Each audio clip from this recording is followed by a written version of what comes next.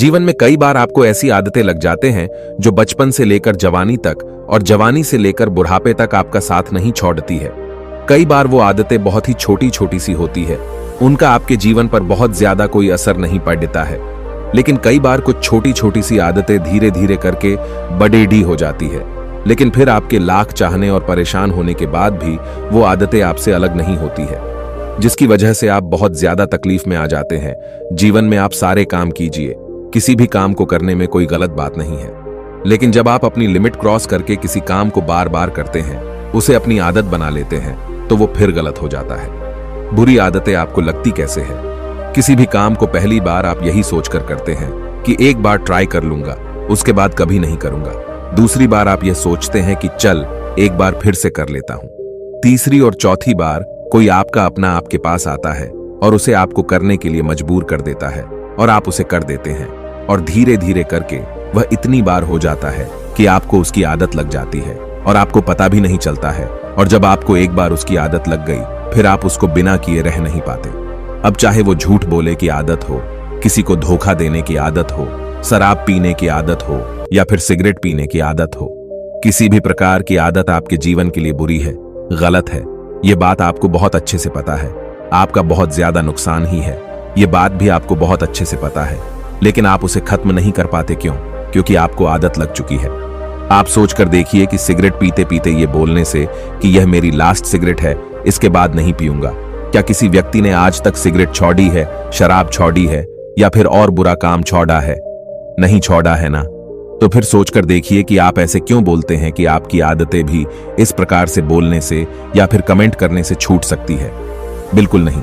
इंसान की एक और आदत होती है जो शायद आज से नहीं, जब से पृथ्वी बनी होगी, मनुष्य बना होगा, तभी से चली आ रही है, और वो यह है कि अपने आप से झूठ बोलने की आदत, अपने आप को धोखा देने की आदत। और इसीलिए तो शायद आप भी अपने आप को कई बार धोखा देते रहते हैं।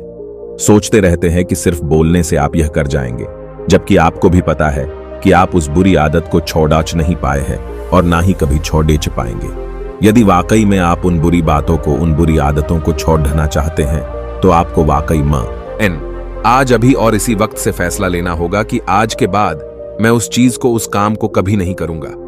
क्या अपने आप को कंट्रोल कर सकते हैं?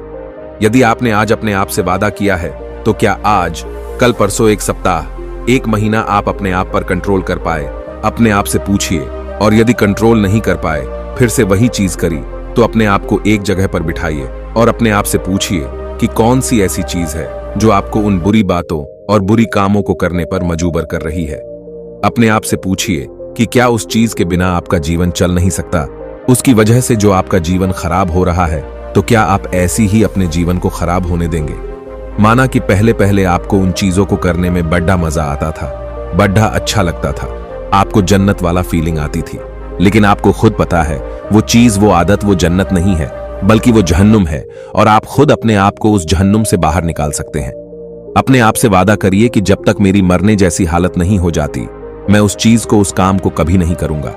मुझे बहुत अच्छे से पता है कि जब आप किसी चीज को छोड़ने की कोशिश करते हैं, तो वही चीज बार बार आपके सामने आती है, आपको वही चीज बार बार करने का मन करता है, लेकिन आप अपने आप को मनाइए, समझाइए, सजा दीजिए कि यह चीज गलत है, मतलब गलत है।